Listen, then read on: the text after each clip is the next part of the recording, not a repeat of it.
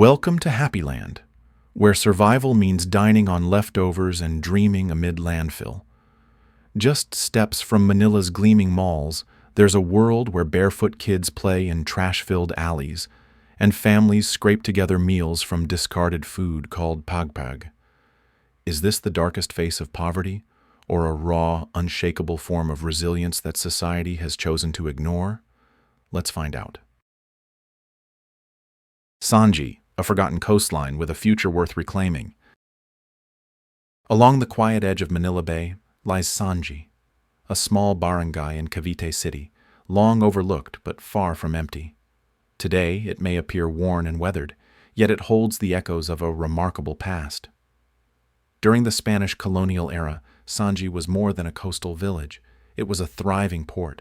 Shipbuilders, fishermen, and traders turned this shoreline into a bustling hub where the sea wasn't just a view, it was life itself. That rhythm faded as colonial powers left. Trade routes shifted, shipyards closed, and the heartbeat of Sanji slowed. Poverty crept in. By 2024, while Cavite's average poverty rate stood at 13.8%, Sanji's hardships ran deeper. Crumbling infrastructure and a lack of opportunity have driven many young people away, turning the community into a ghost of its former self. Yet Sanji is not defined by decline alone. Its people remain resilient, rooted, and quietly determined. Behind every statistic is a family still hoping, still building. What Sanji needs isn't charity, it's recognition and reinvestment. Its coastline, history, and cultural legacy are assets waiting to be reignited. The future of Sanji lies in honoring its past, while daring to imagine more: heritage tourism, sustainable fishing, and community-led development. This forgotten coast doesn't need to be rebuilt from scratch, just remembered and reawakened. Women of Sanji, transforming crisis into grassroots power. In Sanji, a community often defined by hardship, the most powerful forces for transformation are not institutions or aid programs, but women. In a place where obstacles are deeply entrenched and opportunities are scarce, these women have emerged not merely as survivors, but as visionaries. They are reimagining what recovery looks like from the ground up, laying the foundation for a locally driven economy centered on sustainability, dignity, and cultural pride. What makes their efforts remarkable is that they're not following blueprints handed down from outside experts. They're crafting their own. Take sustainable agriculture. Faced with limited access to costly fertilizers and a growing awareness of environmental degradation, these women have turned to organic methods, nurturing the soil, preserving water, and ensuring their families' health. They are not only feeding their communities, but also redefining food security in a way that respects both tradition and nature. Some have transformed their modest homes into cultural havens, opening their doors to travelers seeking authentic experiences. This kind of grassroots tourism doesn't just offer income, it reshapes the narrative of Sanji from a forgotten village to a living, breathing community with stories worth hearing. Meanwhile, local kitchens have become incubators for enterprise, where age-old family recipes are fused with business savvy, offering a taste of resilience with every meal served. The beginnings of these women were often humble. Maria, for instance, had little formal education and a small patch of land. Today, she runs a vibrant food venture that not only employs other women, but also mentors them. Maria's kitchen isn't just a workplace, it's a classroom, a lifeline, a symbol of what's possible when local talent is given room to grow. By early 2025, women were leading or co-leading over 60% of Sanji's economic initiatives. They're not waiting for change, they are creating it. So when we talk about rebuilding Sanji, let's move beyond roads and infrastructure. The real blueprint for recovery is written in the daily acts of courage, creativity, and cooperation led by the women who refuse to be overlooked. Their hands aren't just mending broken systems, they are shaping a new future from the ground up. On the brink, when education competes with hunger. Every morning in Sanji begins with a question that no family should have to ask. Do we feed our children or send them to school? For many here, that heartbreaking dilemma is part of daily life. Despite the community's resilience, the stark reality is this: basic necessities like food, medicine, and education are still out of reach for far too many. Recent data from 2025 paints a sobering picture. More than 35% of households experience food insecurity. For some families, dinner means a handful of rice seasoned only with salt. Others go to bed with nothing at all. But it's not just the absence of food that hurts, it's the cost of survival. The price of one school notebook might mean skipping dinner altogether. For parents, the burden is overwhelming. Should they invest in their child's future or meet the immediate need to eat?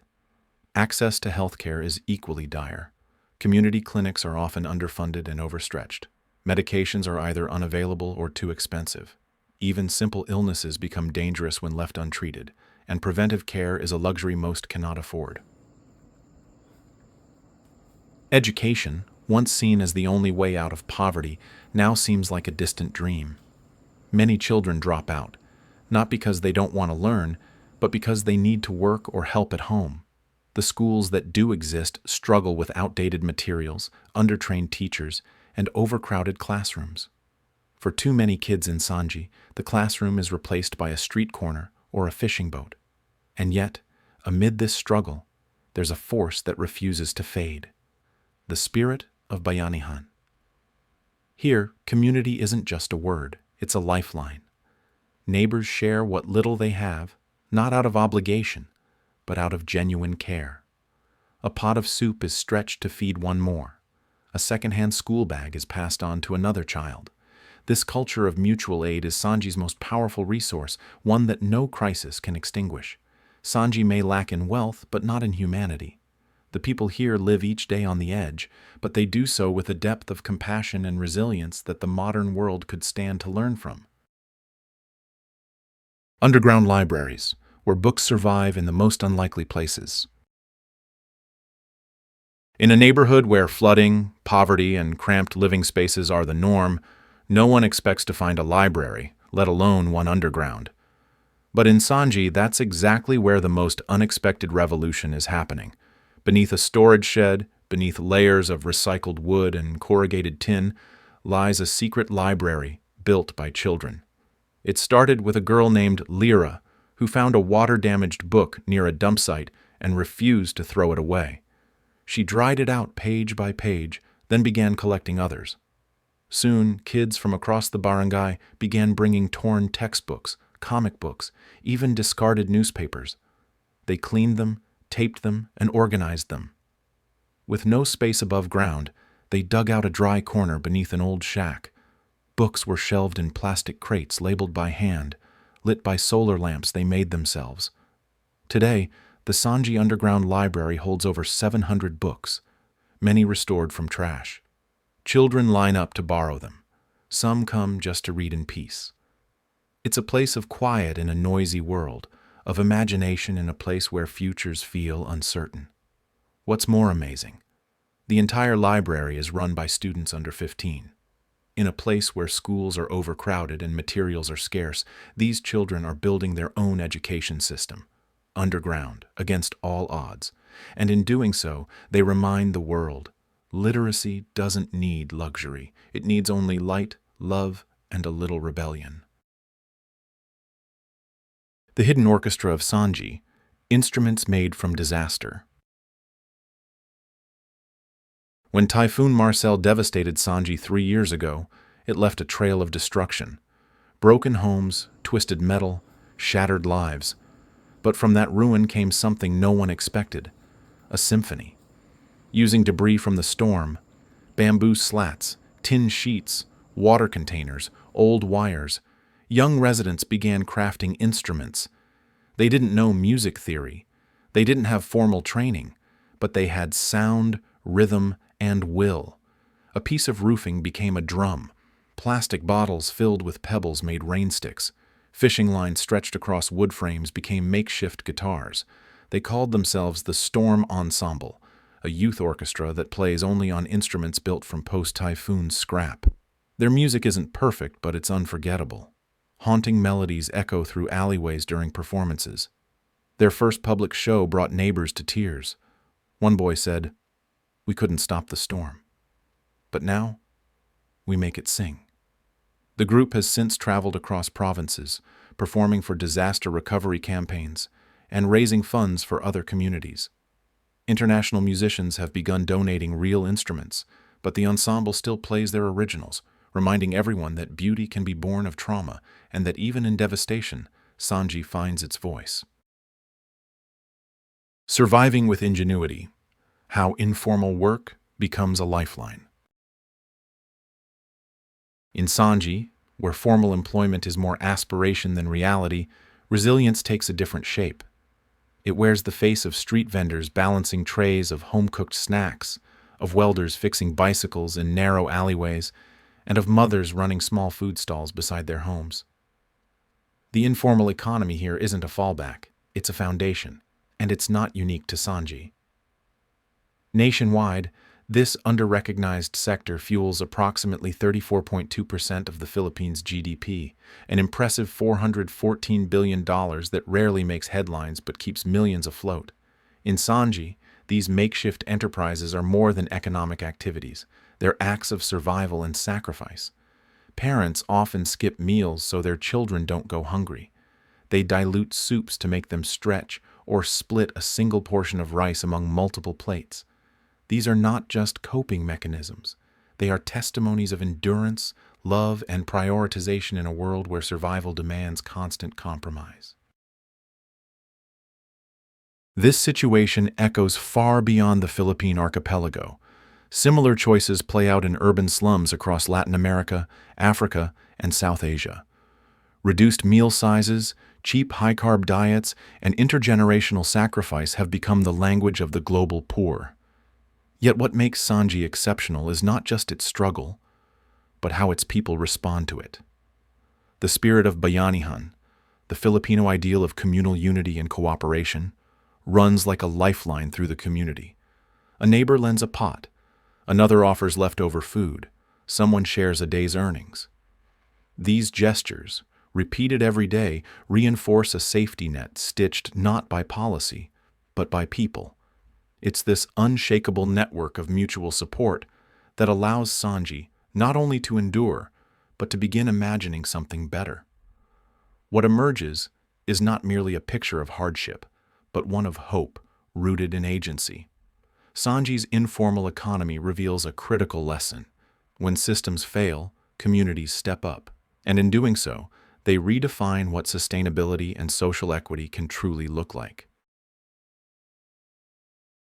Community revitalization: When small deeds create lasting change. Sanji's transformation doesn't roar. It hums quietly in the background, fueled by the tenacity of everyday people. It begins with small shops, humble sari-sari stores built from bamboo and tin, selling biscuits, soaps, and dreams. It continues with pop-up food stalls, handmade crafts, and neighborhood recycling drives. These may seem like minor actions, but in Sanji, they are catalysts for regeneration. Each micro-business that opens doesn't just generate income, it becomes a beacon of hope, offering jobs, dignity, and independence. One stall selling fried banana snacks can feed a family. A second-hand bookstore can inspire a generation. And together, these ventures build a web of local resilience strong enough to withstand economic pressure from outside forces. Beyond commerce, the youth of Sanji are mobilizing for environmental change. They're planting trees in areas once used as dump sites, organizing weekly cleanups, and advocating for zero-waste practices in their barangay. These actions may not yet make headlines, but they're reshaping attitudes and environments alike. In a world increasingly disconnected from nature, Sanji's youth are stitching green back into the fabric of daily life. What ties these efforts together is Sanji's collective spirit. Progress here isn't just about entrepreneurship or green spaces, it's about shared identity. Residents understand that transformation is a communal act. Every painted wall, every recycled bottle, every peso reinvested in the community is a declaration. We're not waiting for change, we are creating it. Through these small but powerful actions, Sanji is teaching a lesson that global development experts are only beginning to fully grasp. true revitalization doesn't start from the top down. It grows from the ground up, one small, courageous step at a time. Turning struggles into stepping stones for a resilient future. Post-crisis recovery is rarely linear. In Sanji, as in many disaster-affected regions, rebuilding isn't just about fixing roads or reopening schools. It's about reigniting livelihoods. That's easier said than done. Unemployment remains high, local infrastructure is fragile, and capital is hard to come by. According to the International Labor Organization, unemployment in crisis zones was around 11% as of early 2025. Behind that number are real people, families in limbo, dreams deferred. Yet even in this daunting landscape, progress is beginning to bloom. One of the game changers? Microfinance.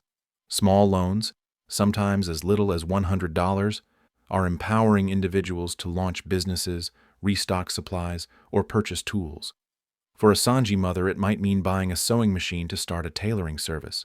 For a young man, it might mean fixing boats for the local fishermen. These modest investments are quietly transforming lives. Simultaneously, vocational training is gaining momentum.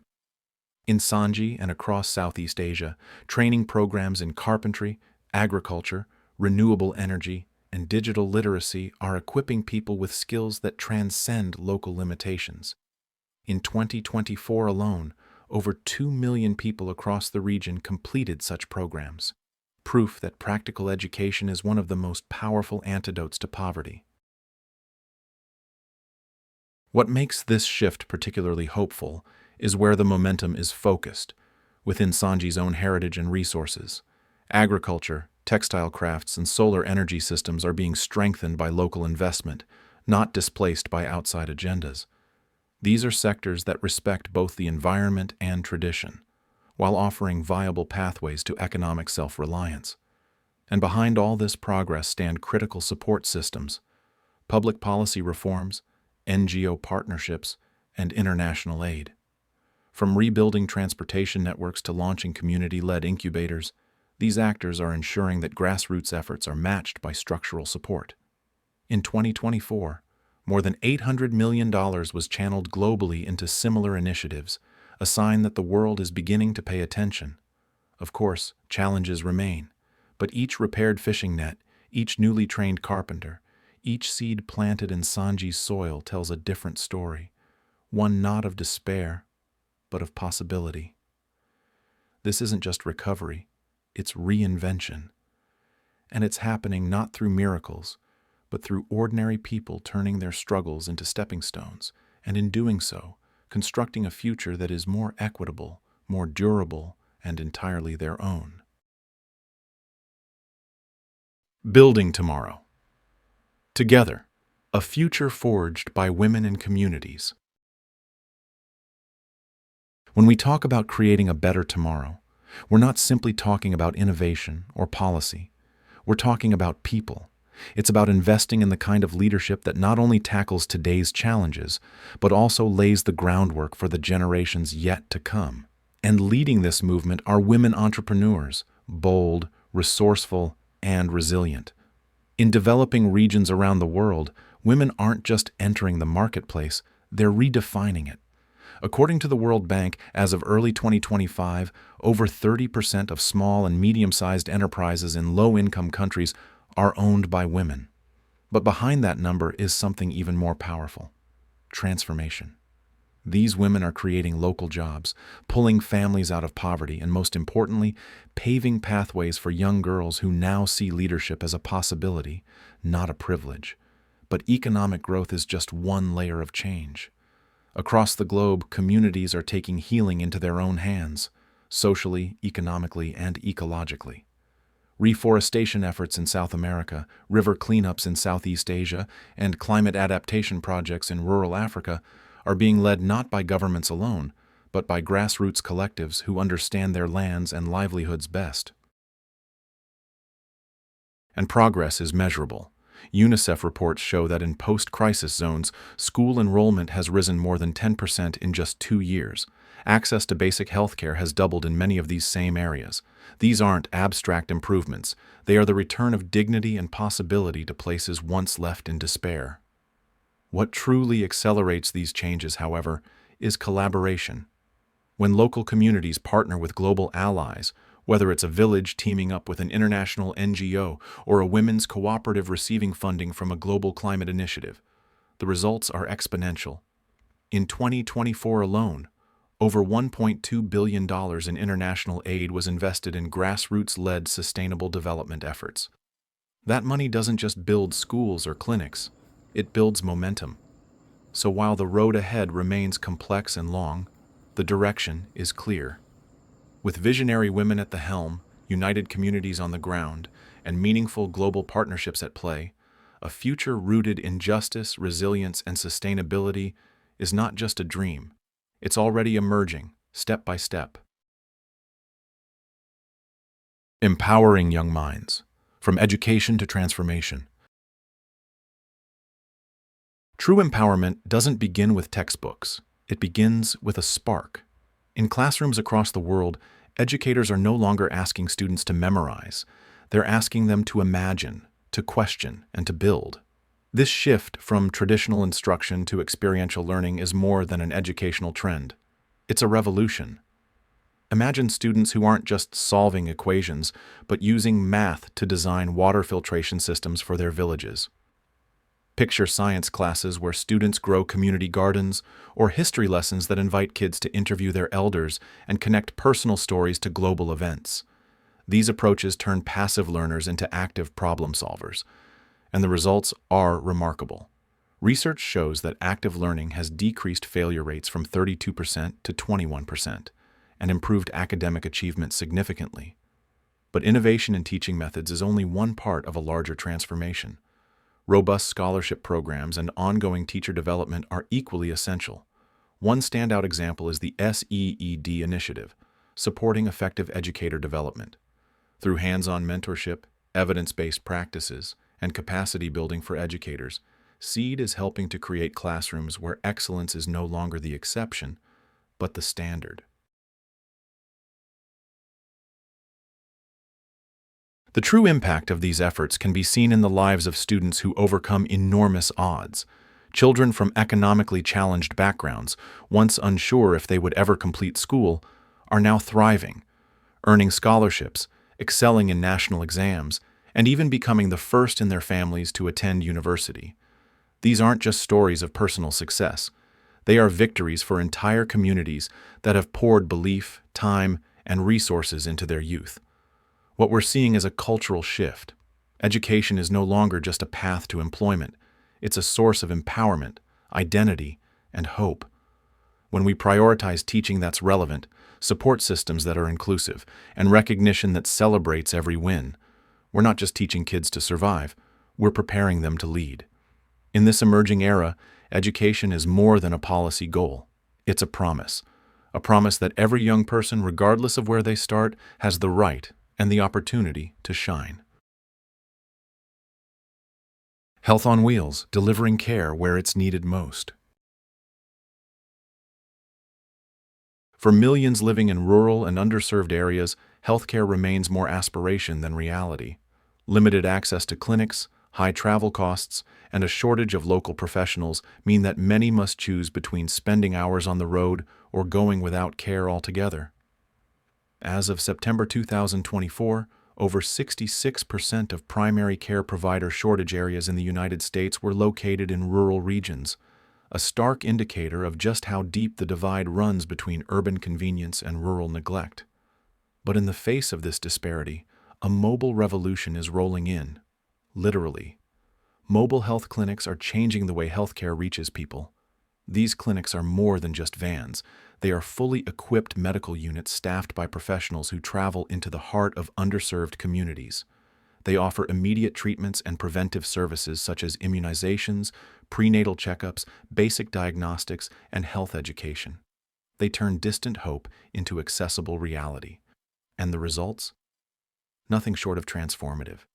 Studies have shown that these mobile health units dramatically increase early detection of chronic diseases, reduce emergency visits, and improve outcomes for at-risk populations. For many communities, this proactive approach is the only consistent medical attention they receive. But it's not just about the technology or logistics. The human element remains at the core. Behind each mobile unit are healthcare workers, often volunteers, who devote their time and skill to ensure no one is left behind. In some places, they are the only familiar face a patient may see for years, and their impact doesn't end when the vehicle drives away. Through workshops and door-to-door outreach, these professionals educate communities about hygiene, nutrition, family planning, and lifestyle diseases. Nowhere is this more evident than in maternal and child health. Mobile clinics have helped drive up immunization rates, even in remote or conflict-affected zones. They've provided prenatal care to women who would otherwise give birth with no medical support. These interventions have saved lives, not through massive hospitals, but through simple presence and persistence. The takeaway is clear. While systemic challenges still exist, the mobile clinic model, supported by medical volunteers and rooted in grassroots education, is redefining what equitable healthcare can look like. It's not just about treating illness. It's about restoring trust, building relationships, and bringing dignity back to health.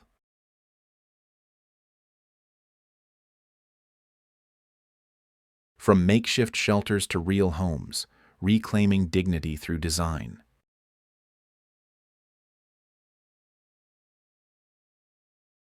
In countless informal settlements around the world, home doesn't mean safety, it means survival. Makeshift shelters cobbled together from scrap metal, tarpaulin, and salvaged wood line the edges of expanding cities.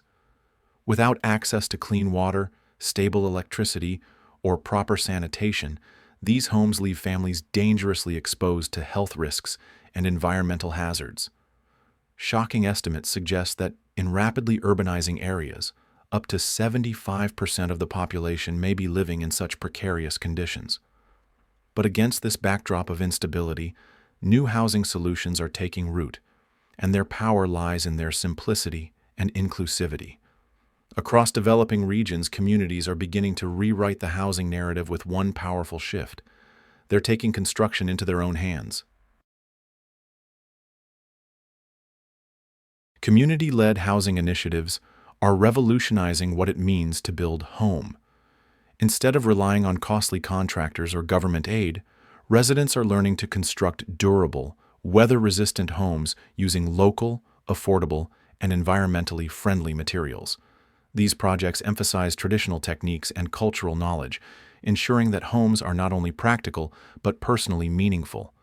A powerful example of this can be found in Pakistan, where architect Yasmin Lari's Barefoot architecture movement has helped thousands build their own low-cost, zero-carbon homes from bamboo, mud, and lime. These structures are not only sustainable, they're beautiful, resilient, and empowering.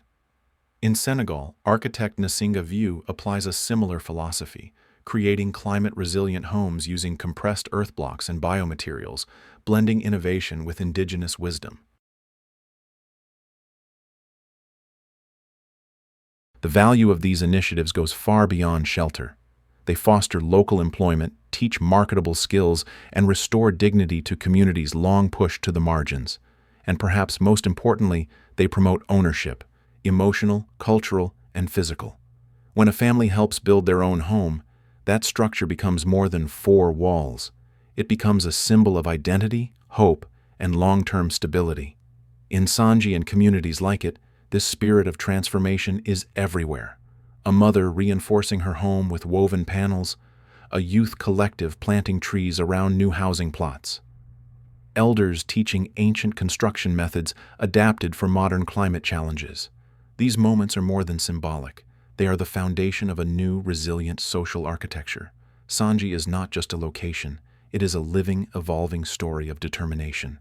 Every corner echoes with memories, and every smile carries a quiet defiance against despair.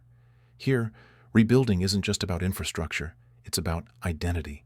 It's about making sure that every family, no matter how humble their beginnings, has the right to live not just in shelter but in a true home.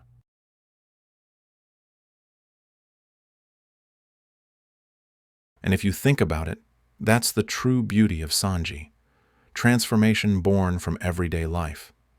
At Calle 360, we believe stories like this deserve to be seen, heard, and felt.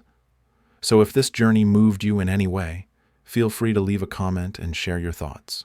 We'd love to hear your voice. And if you'd like to join us for more stories like this, consider subscribing to the channel or liking the video. You're not just a viewer. You're part of this journey. By raising awareness, supporting local efforts, or simply listening with your heart, you help amplify voices that truly matter. Because in the end, every place has a story. And sometimes all it takes is one person, like you, to help bring that story to the world.